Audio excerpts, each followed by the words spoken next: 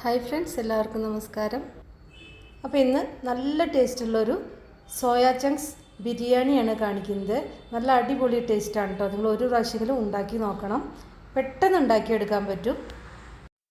അപ്പോൾ അത് നോൺ വെജിറ്റേറിയൻസിനും അതുപോലെ തന്നെ വെജിറ്റേറിയൻസിനൊക്കെ ഒരുപോലെ ഇഷ്ടപ്പെടുന്ന ഒരു ബിരിയാണിയാണ്. അപ്പോൾ നമുക്ക് കണ്ടു നോക്കാം എങ്ങനെയാണ് ഉണ്ടാക്കുന്നത്. അതിനു മുന്നേ നമ്മുടെ ചാനൽ സബ്സ്ക്രൈബ് ചെയ്യാത്തവരുണ്ടെങ്കിൽ പ്ലീസ് ഒന്ന് സബ്സ്ക്രൈബ് ചെയ്യുക. അതുപോലെ തന്നെ ഫോളോ ചെയ്യാനൊന്നും മറക്കണ്ട.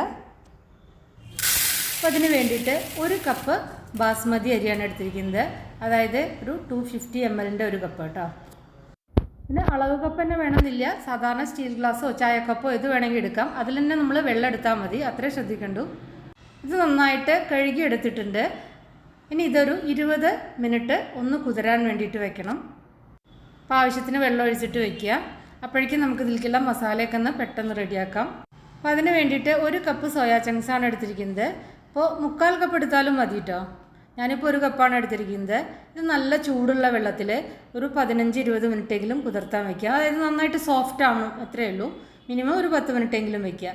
അതിന് ശേഷം കുതിർന്നതിൻ്റെ ശേഷം അത് 2-3 പ്രാവശ്യം വെള്ളത്തിൽ കഴുകിയതിൻ്റെ ശേഷം ആ വെള്ളം പിഴിഞ്ഞ് കളയുക. നന്നായിട്ട് പിഴിഞ്ഞ് കളയുക. 2-3 പ്രാവശ്യം കഴുകണം കേട്ടോ. ഇനി ഇതൊന്ന് മാരിനേറ്റ് ചെയ്ത് വെക്കണം. അതിന് വേണ്ടിയിട്ട് ഒരു 5-6 ടേബിൾ സ്പൂൺ തൈര് ഒഴിക്കുക. അധികം പുളിയില്ലാത്ത തൈരാവണം. വല്ലാതെ അങ്ങനെ പുളിച്ചു പോയ തൈര് എടുക്കരുത്. ഇനി ഇതിലേക്ക് ഒരു 1/4 ടീസ്പൂൺ മഞ്ഞൾപ്പൊടി ചേർത്തിട്ടുണ്ട്. മഞ്ഞൾപ്പൊടിയുടെ അളവ് കൂടി പോകരുത്. ഞാൻ ചേർക്കുമ്പോൾ അറിയാതെ കുറച്ച് കൂടിപ്പോയ കാരണം ചോറിന് കുറച്ചും കൂടി ഒരു ബ്രൈറ്റ് കളർ വന്നു. അതുകൊണ്ടാണ് കേട്ടോ, ആ മഞ്ഞൾപ്പൊടി കുറച്ച് കൂടിയ കാരണമാണ്. അപ്പോൾ നിങ്ങൾ ശ്രദ്ധിച്ചാൽ മതി. ടേസ്റ്റിനൊന്നും ഒരു വ്യത്യാസം വരില്ല കേട്ടോ. പിന്നെ 1 ടീസ്പൂൺ മുളക് പൊടി, അതുപോലെ തന്നെ ഒരു 3/4 ടീസ്പൂൺ മല്ലിപ്പൊടി. മല്ലിപ്പൊടിയുടെ അളവ് ഒട്ടും കൂടി പോകരുത്. ഇനി ഇതിലേക്ക് ഒരു 1/2 ടീസ്പൂൺ ഉപ്പ് കൂടി ചേർക്കുക. പിന്നെ ഒരു ലേശം ബിരിയാണി മസാല അല്ലെങ്കിൽ ഗരം മസാല ചേർക്കാം. നല്ല ഫ്ലേവറുള്ള മസാല ചേർക്കുക കേട്ടോ. അതല്ലെങ്കിൽ നിങ്ങൾക്ക് ചിക്കൻ മസാല ഉണ്ടെങ്കിൽ അത് ചേർത്താലും മതി. ഞാനിപ്പോൾ ഇതിൽ നല്ല ഫ്ലേവറുള്ള 1/2 ടീസ്പൂൺ ഗരം മസാലയാണ് ചേർത്തിരിക്കുന്നത്. പിന്നെ 1 ടീസ്പൂൺ ഇഞ്ചി വെളുത്തുള്ളി പേസ്റ്റ് കൂടി ചേർത്തിട്ടുണ്ട് കേട്ടോ. ഈ മാരിനേഷൻ ഒരു 5-10 മിനിറ്റ് വെക്കുകയാണെങ്കിൽ കുറച്ചും കൂടി നന്നായിരിക്കും. ഇനിയിപ്പോൾ ഇത് കുക്കറിലാണ് ഉണ്ടാക്കുന്നത്. അപ്പോൾ എളുപ്പത്തിൽ ഉണ്ടാക്കിയെടുക്കാം. അപ്പോൾ ഞാൻ കുറച്ച് വെളിച്ചെണ്ണയാണ് ഒഴിച്ചിരിക്കുന്നത്. വെളിച്ചെണ്ണ ചേർക്കുമ്പോൾ നല്ല ടേസ്റ്റാണ് കേട്ടോ. ടേസ്റ്റിനൊന്നും ഒരു പ്രശ്നമില്ല. വേണ്ടാത്തവർക്ക് റിഫൈൻഡ് ഓയിൽ ചേർക്കാം. കുറച്ചും കൂടി ഹെൽത്തിയാണ് വെളിച്ചെണ്ണയാവുമ്പോൾ. പിന്നെ ഇതിൽ കുറച്ച് നെയ്യ് ഒഴിക്കുന്നുണ്ട്. അപ്പോൾ നെയ്യ് വേണ്ടാത്തവർക്ക് മുഴുവനും ഓയിൽ മാത്രം ചേർത്താൽ മതി. ഇപ്പോൾ 1-2 ടേബിൾ സ്പൂൺ നെയ്യ് ചേർക്കാം. അതൊക്കെ നിങ്ങളുടെ ഇഷ്ടത്തിനനുസരിച്ച് ചേർക്കാം കേട്ടോ. ഞാൻ ഇപ്പോൾ എനിക്ക് വേണ്ട ആ ഒരു രീതിയിലാണ് ചേർക്കുന്നത്. അപ്പോൾ നമ്മളുടെ ആ ഒരു രുചിക്കനുസരിച്ചും ഇഷ്ടത്തിനനുസരിച്ചും ഓയിലോ നെയ്യോ എന്തൊക്കെ ചേർക്കാം. അധികമായി പോകണ്ടെന്ന് മാത്രം. ഇനി എണ്ണ ചൂടായി വരുമ്പോൾ ഇതിലേക്ക് ഒരു 2 ഏലക്ക ഇടുക. മസാല അധികമായി പോകരുത്. ഒരു 4 അല്ലെങ്കിൽ ഒരു 5 ക്ലൗസ് ചേർക്കുക, അതായത് കരയാമ്പൂ. പിന്നെ ഒരു കഷ്ണം പട്ട, പിന്നെ ഒരു ഫ്ലവറിൻ്റെ പകുതി, അതായത് ജാവിത്രി ഇല്ലേ, അതിൻ്റെ ഒരു പകുതി എടുത്താൽ മതി. ഇതില്ലെങ്കിലും ഇത് ഉണ്ടാക്കാം, നല്ല ടേസ്റ്റ് തന്നെയാണ്. പക്ഷേ ഇത് ചേർത്താൽ നല്ലൊരു ഫ്ലേവറാണ്. ആ ബിരിയാണിക്ക് നല്ല ഫ്ലേവർ കിട്ടും. പിന്നെ ഒരു പട്ട ഇല കൂടി ചേർക്കുക.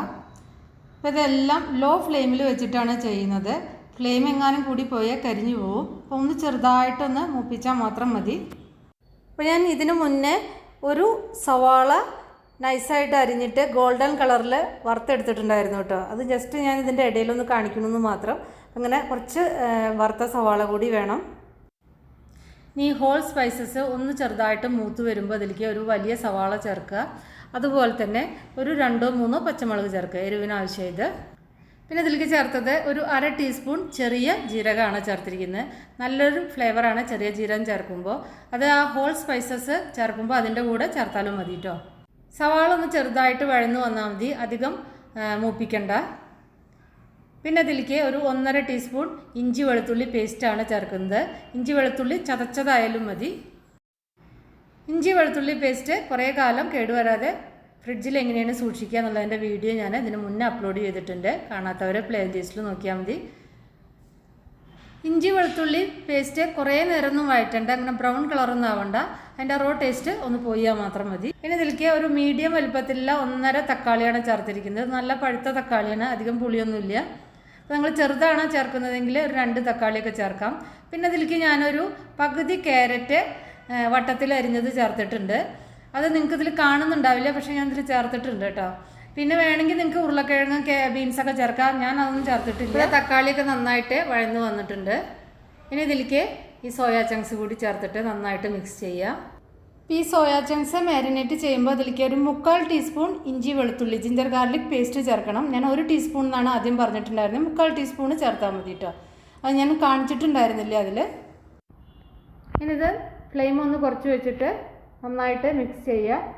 ഒന്ന് ചെറുതായിട്ടൊന്ന് വഴറ്റാം. ഇനി ഇതിലേക്ക് ഒരു 6-7 പുതിനയില ചേർക്കാം.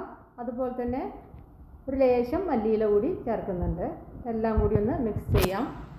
ഇതിലേക്ക് ഈ കുതിർത്തി വെച്ച് ഊറ്റിയെടുത്ത അരി ചേർക്കാം. ആ വെള്ളം ഊറ്റിയെടുക്കണം കേട്ടോ, അല്ലെങ്കിൽ ആ വെള്ളം കൂടുതലായി പോകും നമ്മളിത് വേവിച്ചെടുക്കുമ്പോൾ. ഇനി ഇതിലേക്ക് കുറച്ച് ഗരം മസാല അല്ലെങ്കിൽ ബിരിയാണി മസാല ചേർക്കുക. ഇനി ഇതിലേക്ക് ഇപ്പോൾ ഞാൻ ആ വറുത്ത് വെച്ച സവാള ചേർത്തിട്ടുണ്ട്. ഒന്നെങ്കിൽ ഇത് ഫ്ലെയിം ഓഫ് ചെയ്തിട്ട് ചെയ്യുക, അല്ലെങ്കിൽ ഏറ്റവും ലോ ഫ്ലെയിമിൽ വെച്ചിട്ട് ചെയ്യുക കേട്ടോ. അവസാനം കുറച്ചും കൂടി മല്ലിയിലയും പുതിനയിലയും ചേർക്കുക, കുറച്ച് മതി. പിന്നെ അവസാനം ഇതിൻ്റെ മീതെ 1 സ്പൂൺ നെയ്യ് ഒഴിക്കുന്നുണ്ട്. ഇത് വേണം എന്നുള്ളവർ മാത്രം ചേർത്താൽ മതി, നിർബന്ധമില്ല. പിന്നെ ഇതിലേക്ക് ഒരു 1.25 കപ്പ് വെള്ളം ചേർക്കാം. നോർമൽ വാട്ടറാണ് ചേർത്തിരിക്കുന്നത് കേട്ടോ, ചൂടുള്ള വെള്ളമൊന്നുമല്ല.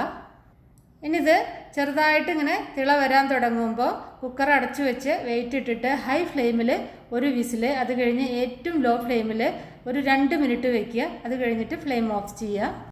ഓഫ് ചെയ്തതിൻ്റെ ശേഷം ആ പ്രഷറൊക്കെ നന്നായിട്ട് പോയിട്ട് ചെറുതായിട്ടൊന്ന് തണുത്ത് അതിൻ്റെ ഉള്ളിലത്തെ ആവിയൊക്കെ നന്നായിട്ട് പോയതിൻ്റെ ശേഷം മാത്രമാണ് ഇത് സെർവ് ചെയ്യാവൂ. അപ്പോൾ അത് ആ പ്രഷറൊക്കെ പോയിട്ട് ഒന്ന് ചെറുതായിട്ടൊന്ന് തണുത്ത് വരുമ്പോൾ ഇതിൻ്റെ അടപ്പ് മാറ്റാം. കണ്ടില്ലേ, നല്ല കറക്റ്റായിട്ട് വെന്തിട്ടുണ്ട്. നമ്മൾ കുതിർത്തി വെച്ച കാരണം ചോറ് നന്നായിട്ട് സോഫ്റ്റായി വന്നിട്ടുണ്ട്.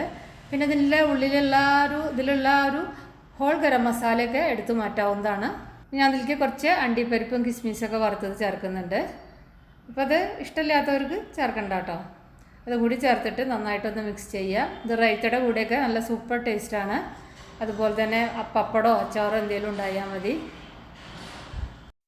അപ്പോൾ നിങ്ങളെല്ലാവരും ഉണ്ടാക്കി നോക്കിയിട്ട് നിങ്ങളുടെ ഫീഡ്ബാക്കൊക്കെ എന്തായാലും അറിയിക്കുക. ഇഷ്ടപ്പെട്ടാൽ ലൈക്ക് ചെയ്യാനും ഷെയർ ചെയ്യാനും കമൻറ്റ് ചെയ്യാനൊന്നും മറക്കണ്ട. അപ്പം നമുക്ക് വേറെ ഈസി റെസിപ്പി വീണ്ടും കാണാം. Thank you.